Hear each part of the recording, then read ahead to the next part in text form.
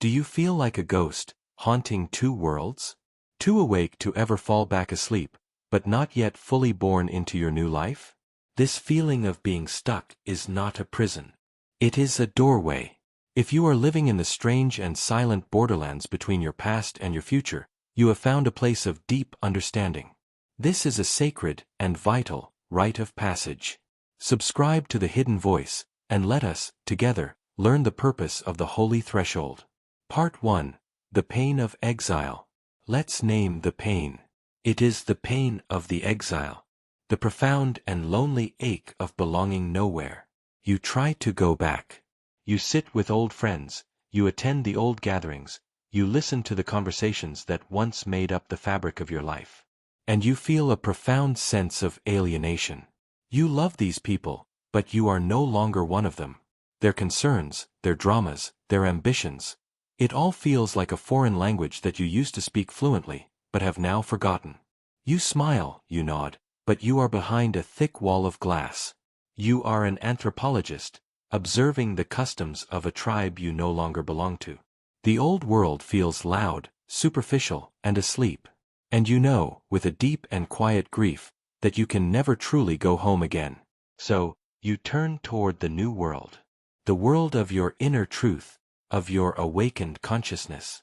You sit in the silence, in the vast, open space of your own being. And it is peaceful, yes. But it is also formless. It is a landscape without features, a kingdom without instructions. There is no clear path forward. No new identity has fully crystallized. No new mission has been assigned. You have the peace of the void, but you don't yet have the joy of a new creation. The new world is quiet, but it is also empty. And so you are trapped, poised between a world that is no longer true, and a truth that is not yet fully worldly. You are too awake for your old life, and not yet integrated enough for your new one. This is the pain of the threshold. It is the loneliness of the emigrant who has left the old country but has not yet arrived in the new one, living on a ship in the middle of a vast ocean. It is the vulnerability of the hermit crab that has outgrown its old shell and is now soft and exposed, desperately searching for a new one. You don't fit in anywhere. You can't go back, because you have seen too much. And you can't seem to move forward, because the way is not yet clear. The mind, which hates this kind of uncertainty, screams that you are stuck, that you have failed, that you are doomed to be a ghost forever, haunting the borderlands between who you were and who you are becoming. This is not a failure. This is a sacred and precisely calibrated phase of your journey. Part 2. The Great Liminal Space. We must give this state a proper name, a name that holds the power and purpose of what you are experiencing. You are not stuck. You are in the Great Liminal Space. The word liminal comes from the Latin root limen, which means threshold. It is the space between. It is the space of transition. In rites of passage across all ancient cultures, the liminal phase was understood to be the most important, most magical, and most transformative part of the entire ritual. It is the space where the caterpillar has dissolved, but the butterfly has not yet formed. It is the space where the initiate is taken from the tribe, no longer a child, but not yet an adult. It is the space of the sacred hallway between two great rooms. You have walked out of the room of your past self. That door has closed. You are now in the liminal corridor. And somewhere ahead, the door to your future self waits. But the corridor is intentionally long, and often it is dark. The purpose of the liminal space is profound. It is a divine decontamination chamber. It is a place of deep purification. Its purpose is to ensure that you do not carry the dirt and the dust of the old room into the pristine new one. If you were to rush forward immediately into a new life, you would inevitably build it using the tools, habits, and unconscious beliefs of your old self. You would simply recreate your old prison with new furniture. The universe, in its love for you, is preventing this. It is holding you in this sacred, suspended animation. It is keeping you stuck on purpose. It is holding you here so that the final, subtle, energetic attachments to your old identity can be starved of their power. The need for approval. The fear of judgment. the attachment to security, the identity as a successful person, or even as a wounded person. All of these are ghosts from the old room, and they must be fully exorcised in the silence of the corridor before you can be granted entry to the new. The feeling of being stuck is an illusion created by your ego mind, which is terrified of this formless, purposeless state.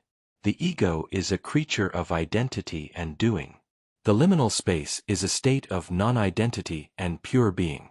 So the ego interprets this phase as a kind of death. But your soul knows the truth. Your soul understands that this is not a prison. It is a sanctuary. It is a womb. It is the sacred space where you are becoming worthy of the new life that is waiting for you. The feeling of being stuck is the very sign that the most profound and final purification of your being is underway. Part 3. The somatics of the threshold. To make peace with this threshold, we must first learn its language. And its language is not spoken in thoughts, but in the subtle energies of your own body. This feeling of being stuck between two worlds is not a story. It is a physical event, a neurological reality. So I invite you to become a cartographer of your own inner threshold. Find your quiet space, and let your awareness drop down from your mind into the feelingscape of your body. Take a breath, and give the feeling of stuckness your full, undivided, and compassionate attention. Don't try to change it. Don't analyze it. Just feel it. Where does it live? For many, it lives as a profound tension across the upper body. Can you feel it? A sense of your right arm being pulled back into the past, into old habits and relationships, while your left arm is being pulled forward into a formless, unknown future. Feel that stretch across your shoulder blades, across your heart. It is the feeling of being the very rope in a cosmic tug of war. Now, bring your awareness to your gut, to your solar plexus. What is the sensation here? Is it a feeling of being frozen? A kind of suspended animation? It's not the agitated knot of anxiety, nor is it the deep peace of resolution. It is the stillness of a system that has received two contradictory commands at once, go and stay. The result is a profound immobility, a feeling of being in neutral, with the engine of your life revving but the wheels not turning. Let your awareness fill your entire energy field. Does it feel cohesive? Or does it feel fractured? Like you are trying to tune into two different radio stations at the same time. There is the low-frequency, familiar, static-filled broadcast of your old personality, your old world. And then there is a high-frequency, clean, silent broadcast of your new consciousness. And your being is caught between them, unable to fully lock onto either signal. This creates a subtle, inner dissonance, a feeling of being out of phase with yourself. This collection of sensations, the pulling in two directions, the frozen stillness, the energetic dissonance, this is the physical reality of the liminal space. For so long, you have interpreted this state as, I am stuck. And this interpretation has created immense suffering. But what if you were to reinterpret it? What if this feeling of being pulled apart is actually the feeling of your consciousness expanding to hold a larger reality? What if the frozen stillness is not paralysis, but the profound pause required before a great leap? What if the energetic dissonance is just the sound of two different musical octaves beginning to harmonize? You are not broken. Your system is not failing. You are experiencing the precise, physical sensations of a being undergoing a profound metamorphosis. You are feeling the tension of your own becoming. And by simply allowing these sensations to be here, without judgment, you are facilitating the very process that will eventually lead you through the door and into your new world. Part 4. The Lineage of Wisdom. This sacred and often agonizing state of being suspended between the old and the new is the crucible where the true mystic is forged. It is easy to be a spiritual person when you are receiving blissful visions or when you are securely rooted in a comfortable life. But the true test of the soul is its ability to remain in the darkness of the corridor, to wait in the uncertainty of the threshold, without losing faith. The great Christian mystics of the Middle Ages were masters of this terrain. They did not have the language of neuroscience, but they had the infinitely more precise language of the heart. The 14th-century German theologian and mystic, Meister Eckhart, spoke of this process with a radical clarity that still shocks and illuminates today. He taught that the ultimate path to union with God was a path of radical subtraction, of letting go, of becoming utterly empty so that God, which is a state of fullness, could rush in. He understood that the human soul clings desperately to its own ideas, its own identities, and even its own ideas about God. And that all of this must be released. Meister Eckhart said, "To be full of things is to be empty of God. To be empty of things is to be full of God." This is the secret of the liminal space. You are being emptied. You are being emptied of your old self, your old ambitions, your old relationships, your old way of understanding the world. And your mind, which is accustomed to being full of things, interprets this emptiness as a terrifying loss. It feels like you are being emptied of life itself. But Eckhart teaches that this emptying is the most profound act of grace. It is the necessary prerequisite for the divine to take up residence in you. Now, think of this in relation to your feeling of being stuck. You are on the bank of a great river. The old world is the shore you have always known. The new world is the distant, unseen shore. The river is the great flow of life, of Tao, of God's will. Your feeling of being stuck is the feeling of clinging to a branch on the old shore with one hand, while desperately trying to paddle into the current with the other. You are trying to control the process. You want the security of the old shore, but you also want the promise of the new one. And this inner division, this trying to hold on to both, is what creates the painful, paralyzing tension. The wisdom of Meister Eckhart is a radical invitation. Let go of the shore. Let go completely. Let go of your need to understand what's next. Let go of your last, subtle attachments to the person you used to be. Let go of your fear of the deep, powerful current of the river.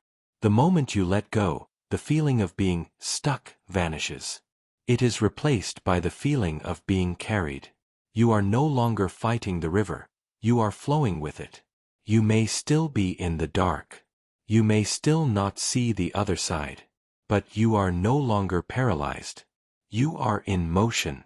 You are in a state of profound trust and surrender. This is the great work of the liminal space. It is the final, terrifying, and utterly liberating act of letting go of the last branch of the known world, and falling completely into the loving, intelligent, and trustworthy arms of the divine mystery. Part 5.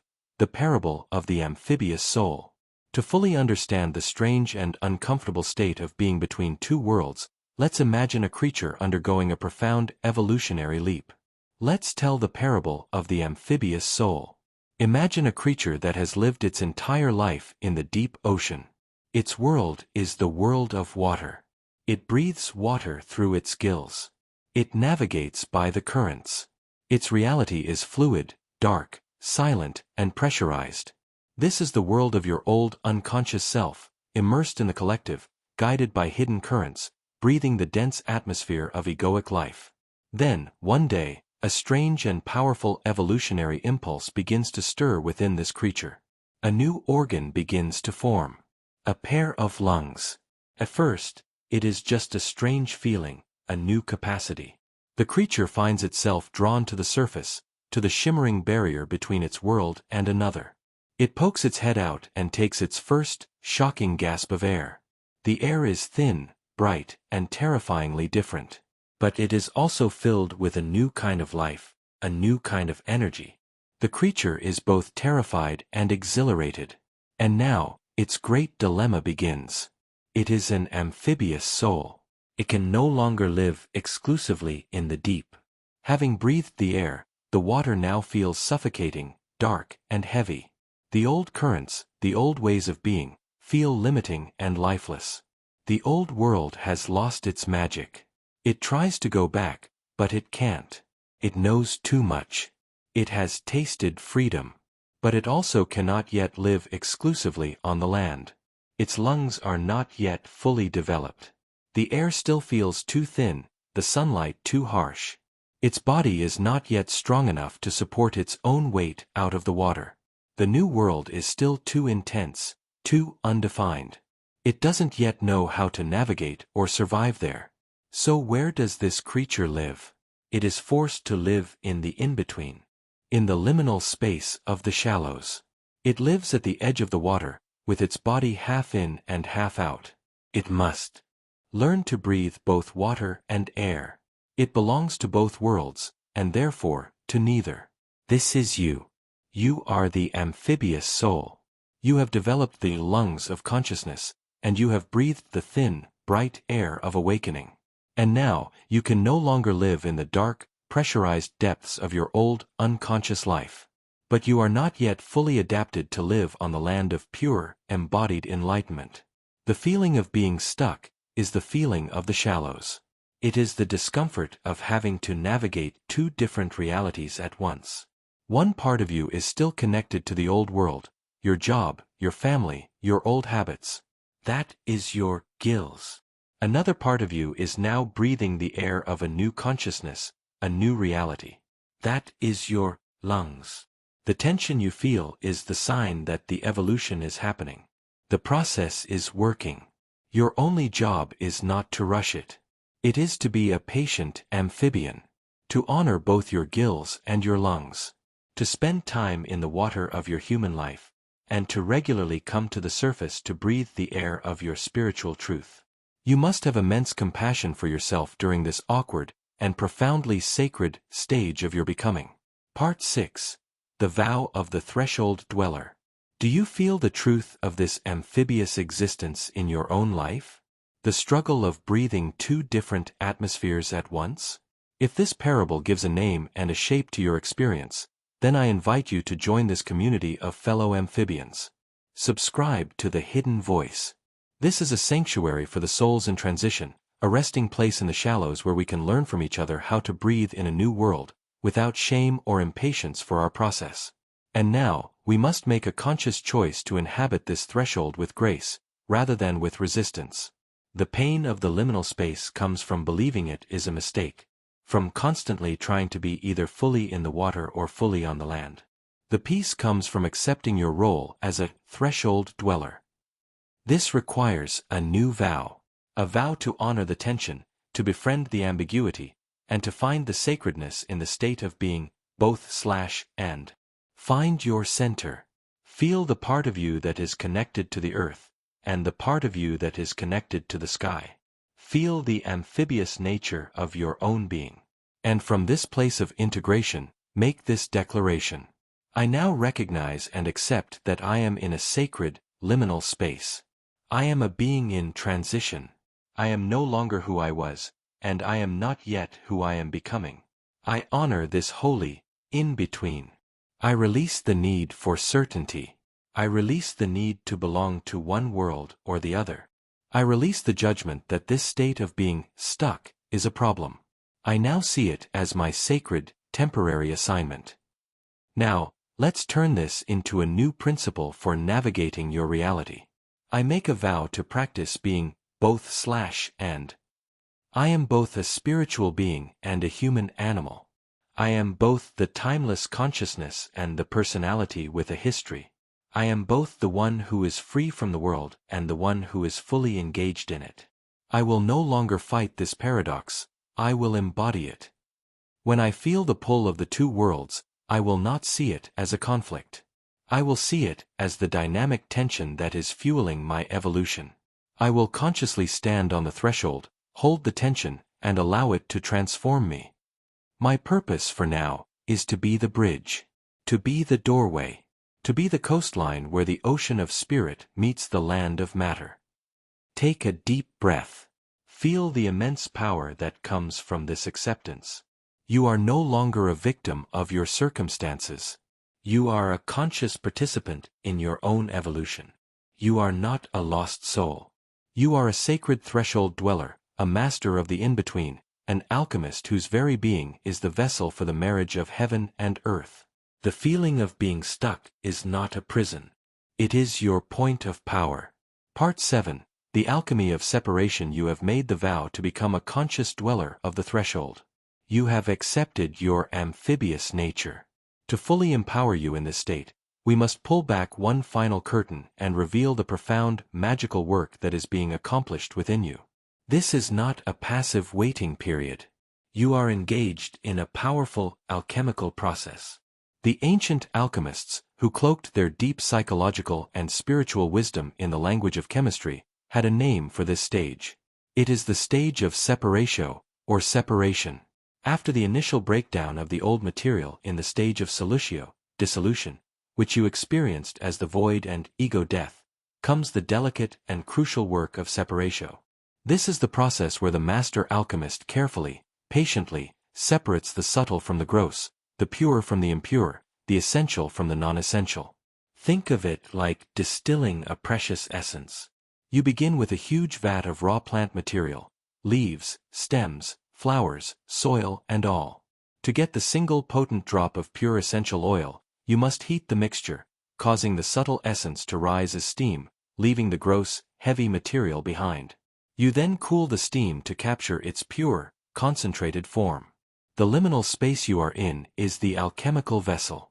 And the feeling of being stuck, of being pulled in two directions, is the heat. It is the spiritual pressure being applied to your being, and its purpose is to force a separation. It is separating your true, authentic desires from your old, conditioned wants. It is separating your soul's quiet, intuitive knowing from the loud, fearful chatter of your ego. It is separating your innate sense of worth from your old addiction to external validation. It is separating your timeless, spacious awareness from your identification with your personal history. You can't go back to the old world because your soul will no longer tolerate the gross material, the old illusions, the superficial dramas, the fear-based motivations. The heat is too high now. You have been purified beyond that point. And you can't rush forward into the new world because the subtle essence, your true purpose, your authentic self, has not yet been fully distilled and concentrated. It is still in the process of separating itself from the steam of your old life. This is a phase of profound refinement. The universe is holding you in this sacred fire, this holy tension, to ensure that what you bring into your new life is only what is pure, only what is true, only what is eternally you. Every moment you spend in the discomfort of the threshold, you are becoming more and more purely yourself. The tension is not a punishment, it is the very engine of your purification. So when you feel that pull between your two worlds, you can now reframe it. You are not being torn apart. Your personality was built unconsciously, forged by childhood wounds, cultural conditioning, and the demands of survival. It was a vessel built primarily for defense. The new personality, the one you are now crafting, is being built consciously. Its purpose is not defense, but expression. Its function is not to protect you from the world, but to be a worthy and capable vehicle for your soul to engage with the world.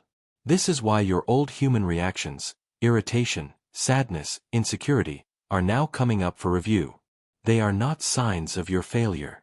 They are pieces of the old vessel that are showing themselves to you, asking, "Am I still needed? Is this structure still useful for the new container?"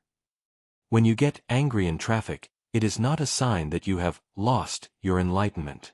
It is your soul showing you a piece of the old, unconscious programming, the belief that the world should bend to your will. And it is offering you a choice. Do you want to rebuild this old, reactive pattern into your new self? Or do you want to thank it for its service, and build a new response based on patience and acceptance? When you feel the sting of jealousy, it is your soul showing you an old belief in your own lack. It is offering you the opportunity to dismantle that belief and install a new one based on the truth of your own wholeness. This is the great work. It is a meticulous moment-by-moment process of examining the raw materials of your old self, and consciously choosing what to keep, what to discard, and what to transform. You are not just a human being anymore. You are a human becoming, a conscious artisan of your own personality. This process requires immense patience and self-compassion. You wouldn't expect a new house to be built in a day. You cannot expect your new self to be perfected in a week. There will be times when you default to the old blueprints. There will be times when the old, reactive wiring takes over. And in those moments, your only job is to notice, without judgment, and to gently, lovingly, return to the new blueprint. You are not a failed mystic. You are a master craftsman, engaged in the most intricate and important construction project of your life. Building a human self that is strong enough, flexible enough, and humble enough to be a true home for the divine. Part 8. Finding the sacred in the mundane. The blueprints for this new vessel are not found in books or ancient texts. They are found in the present moment. The materials for its construction are not grand spiritual experiences, but the very fabric of your ordinary life. These are the daily practices of the conscious artisan.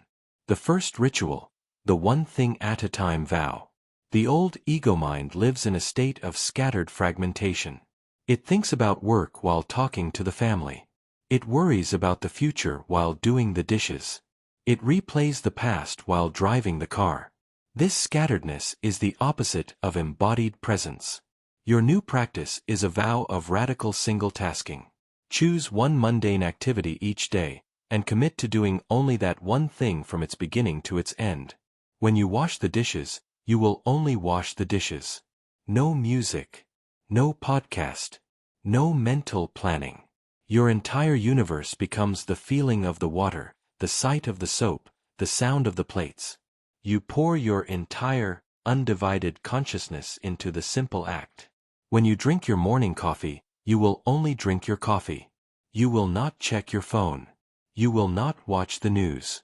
You will sit and experience the warmth of the mug, the aroma of the beans, the taste on your tongue. For 5 minutes, that coffee is your portal to the infinite. This practice is incredibly powerful. It trains your mind to come out of the abstract past and future, and to land fully in the physical reality of the now. It heals the split between your awareness and your life. And it reveals a profound secret: there are no boring tasks. There are only tasks that are performed with a scattered and distracted mind. When you bring your full presence to any activity, it becomes saturated with life, with sacredness. The second ritual, the this, too, embrace. Your old programming created a hierarchy of emotions. Peace, joy, and love were good and spiritual. Anger, jealousy, boredom, and sadness were bad and unspiritual. This judgment is what creates inner conflict. Your new practice is to dissolve this hierarchy. When a difficult human emotion arises, your ritual is to meet it with the gentle, non-judgmental mantra, this, too. When irritation arises in traffic, you take a breath, you feel the heat in your body, and you whisper internally, ah, irritation. This, too, is part of the human experience. This, too, is welcome to be here. When a wave of sadness comes for no apparent reason, you allow it to be there, without needing a story for it. Sadness is visiting. This, too. When you feel profound boredom during a meeting, you observe the sensation of boredom without resistance. The energy of boredom. This, too. This practice does not mean you act out on the emotion. It means you stop fighting the feeling of the emotion. You are expanding the container of your awareness to be vast enough to hold all the weather of your humanity without resistance. In doing so, you take the fuel away from the fire. The emotion, allowed to be felt without judgment, passes through you much more quickly. You are learning to be the spacious sky for all the clouds, not just the fluffy white ones. The third ritual, the divine in the details inventory. Your mind is conditioned to look for the spectacular, the grand, the spiritual. This ritual retrains it to find the divine in the smallest, most overlooked details of your life. Each evening, in your journal, your practice is to inventory 3 hidden divinities from your day. You are looking for moments of unexpected grace, beauty, or simple goodness. For example, the way the afternoon sunlight created a perfect golden square on my living room floor. The genuine kindness in the eyes of the cashier at the grocery store. The profound, simple gratitude I felt for the taste of clean, cold water when I was thirsty. You are training yourself to be a hunter of small beauties, a connoisseur of the ordinary. This practice pulls you out of the story of, my life is not spiritual enough, and drops you into the direct evidence of the quiet, constant sacredness that is always present, waiting to be noticed. It is the practice of seeing the world through your soul's eyes, rather than your ego's expectations. It is how the astronaut learns to see the beauty of Earth with the same awe that she once reserved for the stars. Background music. The warm, intimate soundscape deepens, becoming richer and more profound. The piano melody can resolve into a series of simple, peaceful chords that feel. Feeling, the feeling of being pulled in two directions, is the feeling of being stretched into the shape of this bridge. The process was not trying to break you. It was trying to expand you, to make you vast enough to hold the paradox of being both fully human and fully divine. You are not stuck. You are holding a sacred post. Part 10. You are the threshold. And so we arrive at the final, quiet, and profoundly simple revelation. The one that dissolves all remaining tension and transforms this entire experience from a struggle into a state of grace. You have been living with the story that you are a traveler, a soul in transit, a being who is stuck in between two worlds. You have seen yourself as the one who is standing on the threshold, waiting to get through it. But the final turn of the key, the ultimate epiphany of the liminal space, is this. You are not the one who is stuck on the threshold. You are the threshold. Let this sink past your mind and into your very being. You are not the amphibious creature, caught between the water and the land. You are the sacred shoreline itself, the place where the infinite ocean of spirit endlessly kisses the solid ground of matter. You are not the traveler in the corridor. You are the sacred corridor, the living passage through which the past is transformed into the future. The feeling of being stuck between was the last illusion of a separate self that felt it needed to get somewhere. The peace comes when you realize that your current position is not a temporary waiting room, but your final, true, and most powerful identity. You are the bridge. You are the doorway. You are the meeting point. And the moment you accept this, the moment you stop trying to get off the threshold and instead consciously choose to be the threshold, the entire feeling of stuckness dissolves. It is replaced by a sense of profound, dynamic, and purposeful stillness. You are no longer waiting for your life to begin. You are realizing that this state of holding both the finite and the infinite, the human and the divine, the messy and the pure, is your life's great work. It is your masterpiece. Your purpose is not on the other side of the door. Your purpose is to be the door, an open and welcoming passage for love, for wisdom, for grace to flow from the unseen world into this one. Let go of the struggle. Let go of the need to move forward or to go back. Relax into the magnificent truth of your own being. You are the place where heaven and earth meet.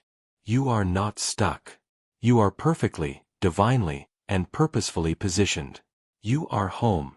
This sacred identity as the bridge between worlds is your true nature and your highest calling.